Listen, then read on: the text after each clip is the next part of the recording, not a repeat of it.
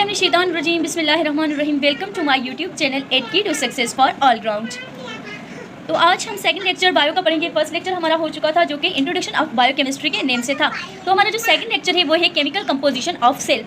तो इसमें हम क्या पढ़ेंगे, तो पहले हमने जो पढ़ा था कि जो भी लिविंग ऑर्गेनिजम्स है वो हमारे पास किससे कंटेंट है, लिविंग मैटर से, एक लिविंग सेल से कंटेंट है। और हमारे पास जो लिविंग सेल है वो हमारे पास किससे कंटेंट है, एक लिविंग मैटर से। उस लिविंग मैटर को हम कहते हैं प्रोटोप्लाज्म। अब हमारे पास ये बात लिखी गई है कि स्टिल आज तक हमारे पास कोई परफेक्ट इसकी जो कंपोजिशन है वो नहीं पता, हमें कंपोजिशन इसकी जो परफेक्टली है नहीं पता। सेकेंडली हमारे पास ये है, लेकिन केमिकली कंपोजिशन की बात करें तो 70 to 90% हमारे पास वाटर से कंटेंट है। और अगर हम वाटर को करते हैं एवापोरेट, मतलब वाटर को उससे निकाल लेते हैं, तो रिमेनिंग जो मास बचेगा हमारे पास वो हमारे पास क्या कहलाएगा, ड्राई वेट।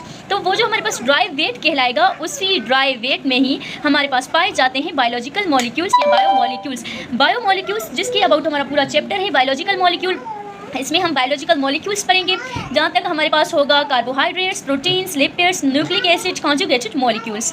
तो इसमें हमारे पास क्या है कि ये जो हमारे पास बायोमॉलिक्यूल्स हैं वो क्या है, हमारे पास ऑर्गेनिक मॉलिक्यूल्स कहलाते हैं। अब ऑर्गेनिक मॉलिक्यूल्स क्या है, तो अगर हम ऑर्गेनिक्स की बात करें तो ऑर्गेनिक पहले वर्ड रिफर करता था कि जो भी लिविंग मैटर से कंसिस्ट हो उन्हें हम कहते हैं ये ऑर्गेनिक थिंग है। तो ये जो थी हमारी काफ़ी ओल्ड डेफिनेशन थी, लेकिन अगर हम न्यू डेफिनेशन के अकॉर्डिंग आए तो न्यू डेफिनेशन हमारी ये बनेगी कि वो कंपाउंड्स जो कि हमारे पास जिनका जो मेन कंपोनेंट हो, मेन उसमें कार्बन एड हो, तो उसे हम कहते हैं ऑर्गेनिक मॉलिक्यूल। तो पहले क्या कहा जाता था, वो मॉलिक्यूल जो कि नेचुरली हम नेचुरली हमें मिले, जो कि हम लेबोरेटरी में सिंथेसाइज ना कर सके। तो अब हमारे पास क्या है कि ये जो भी बायोमॉलिक्यूल्स है वो सारे हमारे पास कहलाते हैं ऑर्गेनिक मॉलिक्यूल्स। और उसके बाद जो है ये कंपाउंड्स हमारे पास किस में होते हैं, लिविंग ऑर्गेनिजम्स में, तभी हम कहते हैं ऑर्गेनिक, क्योंकि ऑर्गेनिक वर्ड हमारे पास रिफर एक लिविंग थिंग से करता है।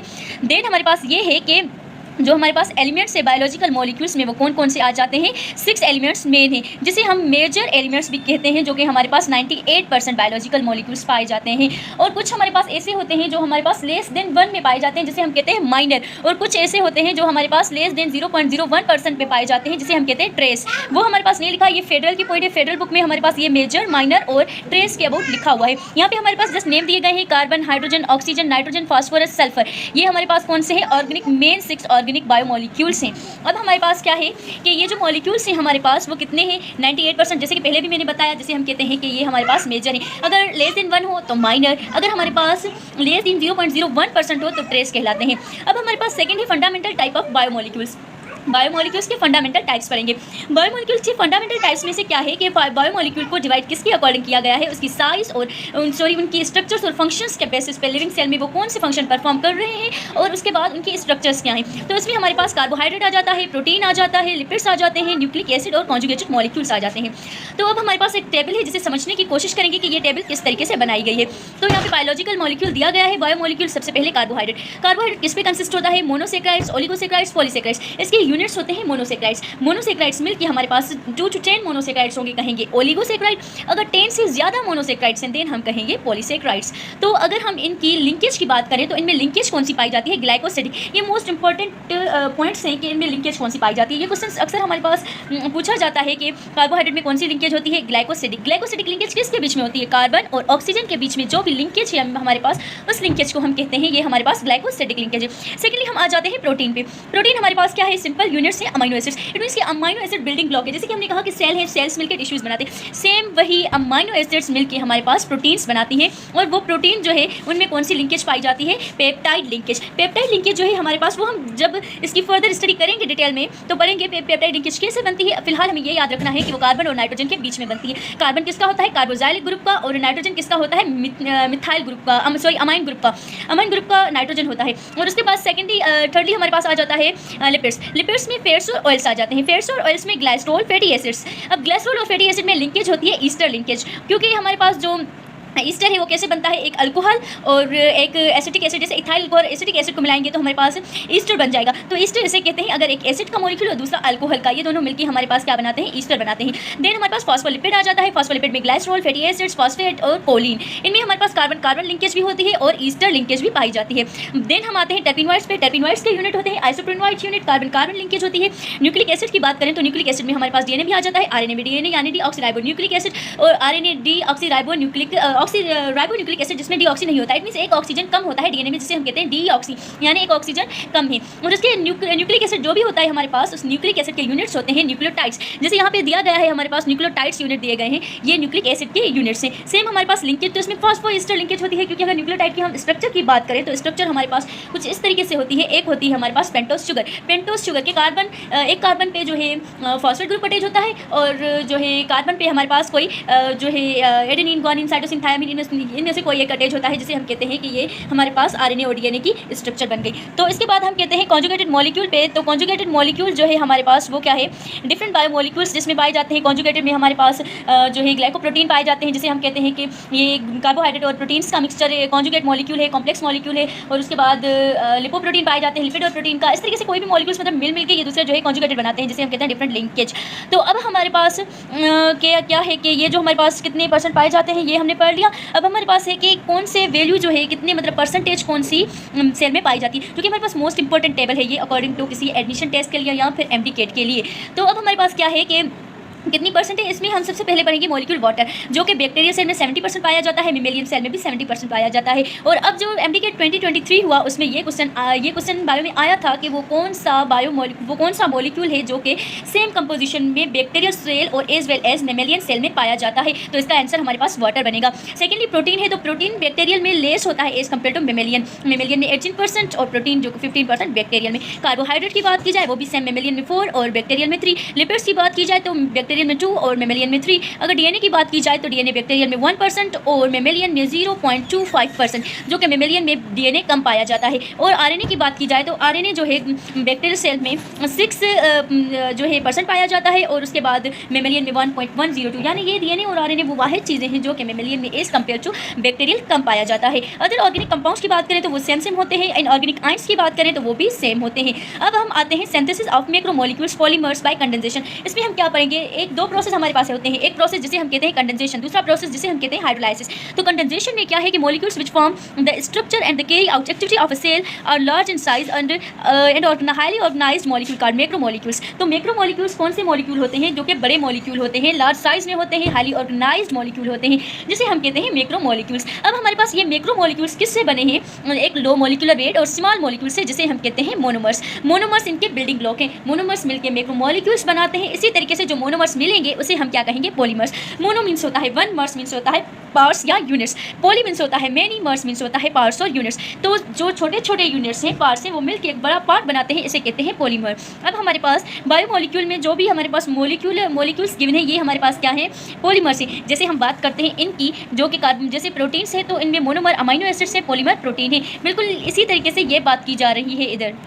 अब हमारे पास क्या है कि ये जो मोनोमर्स है वो किस तरीके से ज्वाइन होते हैं। ये मोनोमर्स हमारे पास ऐसे ज्वाइन होते हैं कि एक रिमूव होता है OH एक मोनोमर से, दूसरे मोनोमर से H रिमूव होगा। जैसे कि ये हमारे पास बात की जा रही है डायग्राम में देखते हैं एक मोनोमर है। अब वाटर एक मोनोमर के साथ भी है, दूसरे मोनोमर के साथ भी वाटर है, तो H ग्रुप और OH, इट मीन्स ये क्या बनाता है हमारे पास, H2O इधर भी है और H2O इधर भी पाया जाता है। अब दोनों मोनोमर में H2O है, तो अब हमारे पास क्या होगा, जब ये दोनों मोनोमर आपस में मिलेंगे, इट मीन्स इनकी हुई कंडेंसेशन। जब इनकी होगी कंडेंसेशन तो एक हाइड्रोजन एक ग्रुप से आएगा हाइड्रोजन, दूसरे ग्रुप से आएगा OH एक से, हाइड्रोजन एक से। इट मीन्स इन दोनों ने क्या किया कि वाटर को किया रिमूव। तो इनमें से जब वाटर रिमूव होगा तो इन दोनों के बीच में, जैसे यहाँ पे बॉन्ड मौजूद नहीं है, तो इधर यहाँ पे बॉन्ड सिंथेसाइज हो गया। तो ये जो बॉन्ड सिंथेसाइज हुआ, इसकी वजह से इसे कहा जाता है सिंथेसिस। अब इसमें क्या हुआ कि एक मोनोमर से हाइड्रोजन आया, दूसरे मोनोमर से OH ग्रुप आया। ये दोनों रिमूव कर रहे हैं वाटर को, जिसे हम कहते हैं H2O। अब वाटर को रिमूव करने वाले प्रोसेस को हम कहते हैं dehydration synthesis. Dehydration means water remove हुआ, सिंथेसिस का मतलब है कि इन दोनों मोनोमर्स में एक बॉन्ड जो है सिंथेसाइज हुआ, जिसे हम कहते हैं, ये हमारे पास कंडेंसेशन रिएक्शन है। और ये जो कंडेंसेशन रिएक्शन है हमारे पास किससे होता है, पर एंजाइम्स की प्रेजेंस में होता है। एंजाइम्स जो कि हमारे पास क्या होते हैं, इस रिएक्शन को स्पीड अप करते हैं, जिसका एक पूरा चैप्टर है जो हम फर्दर स्टडी करेंगे डिटेल में। सेकेंडली हमारे पास आ जाता है breakdown of macromolecule bye hydrolysis. अब हाइड्रोलाइसिस वर्ड को पढ़ते हैं कि हाइड्रोलाइसिस है क्या। हाइड्रो मीन्स होता है वाटर, लाइसिस मीन्स होता है ब्रेकडाउन। लाइसिस कहते हैं ब्रेकडाउन को और हाइड्रो कहते हैं वाटर को। अब हमारे पास क्या है कि ये जो इसमें क्या होता है, जो हमारे पास पॉलीमर्स है, जैसे मोनोमर्स यहाँ पे मिल रहे थे, पॉलीमर बना रहे थे, इधर क्या होता है कि पॉलीमर्स जो हैं वो टूटते हैं मोनोमर में। जब वो मोनोमर में टूटते हैं तो वाटर को करते हैं ब्रोक। तो इसमें क्या कहा जा रहा है कि broken down into their monomers, polymers are broken down into their monomers subunit by addition of water. इसमें वाटर को ऐड करते हैं, called hydrolysis, reverse of condensation. यानी इसमें कंडेंसेशन में क्या हो रहा था कि वाटर हो रहा था रिमूव इस कंडेंसेशन प्रोसेस में। इसमें वाटर होता है ऐड। वाटर किस तरीके से ऐड होता है, ब्रेक हो के ऐड होता है। कैसे ब्रेक होता है कि इस प्रोसेस में पहले H पॉजिटिव और OH नेगेटिव आयन में जो है ब्रेक हो जाता है, किसकी हेल्प से, एक एंजाइम की हेल्प से। अब हमारे पास क्या होगा कि OH ग्रुप एक मोनोमर पे अटैच होगा और OH जो है वो अटैच होगा अदर जो है दूसरे ग्रुप पे। तो हमारे पास ये लिंकेज बनाएगा मोनोमर्स की, जिसे हम कहते हैं कि यहाँ पे अब इस प्रोसेस में जो बॉन्ड होगा वो ब्रेक होगा। बॉन्ड ब्रेकिंग में जो हमारे पास हमेशा एनर्जी होती है रिलीज, बॉन्ड मेकिंग में एनर्जी गेन होती है और बॉन्ड ब्रेकिंग में एनर्जी होती है रिलीज। और जो भी हमारे पास मेटाबॉलिक प्रोसेस है, मेटाबॉलिक प्रोसेस जो है उनमें से हमारे पास ये जो प्रोसेस है हाइड्रोलाइसिस, उनमें मेटाबॉलिक में काम करता है। अब दूसरा ये है कि मेटाबॉलिज्म में क्या होता है, मैक्रोमोलिक्यूल्स आइदर वो फॉर्म होते हैं या ब्रोकन होते हैं। क्योंकि हमने पढ़ा कि पहले भी लेक्चर में हम डिस्कस करके आए हैं कि जो मेटाबॉलिज्म क्या है, एनाबॉलिज्म क्या है, कैटाबॉलिज्म। कैटा मीन्स होता है कि मॉलिक्यूल्स ब्रोकन हो, एना मीन्स होता है मॉलिक्यूल फॉर्म हो, और इन दोनों को कलेक्टिवली हम कहते हैं कि ये हमारे पास क्या है, मेटाबॉलिज्म। तो मेटाबॉलिज्म का मतलब हमने समझ लिया, जिसमें आइदर फॉर्म हो या ब्रोक हो। तो अब हमारे पास क्या होगा कि जब सेल रीबिल्ड होते हैं स्ट्रक्चर्स में, जैसे हमारे पास कुछ सेल डैमेज हो जाते हैं, तो हम सेल थ्योरी के अकॉर्डिंग सेल जो है वो किसी से अराइज होते हैं, प्री एग्जिस्टिंग सेल से अराइज होते हैं। तो ये हमारे पास क्या होता है कि जब सेल रीबिल्ड होते हैं तो इसमें मोनोमर्स जो मैक्रोमोलिक्यूल्स हैं वो ब्रोकन होते हैं मोनोमर्स में बाय हाइड्रोलाइसिस। और अब हमारे पास क्या होता है कि कौन से एंजाइम हेल्प करते हैं, हाइड्रोलाइटिक एंजाइम हमारे पास पाए जाते हैं सेल में। एक जो है सेल में एक हमारे पास ऑर्गेनेल होता है, जैसे लाइसोसोम कहा जाता है, लाइसोसोम में पाए जाते हैं हाइड्रोलाइटिक एंजाइम।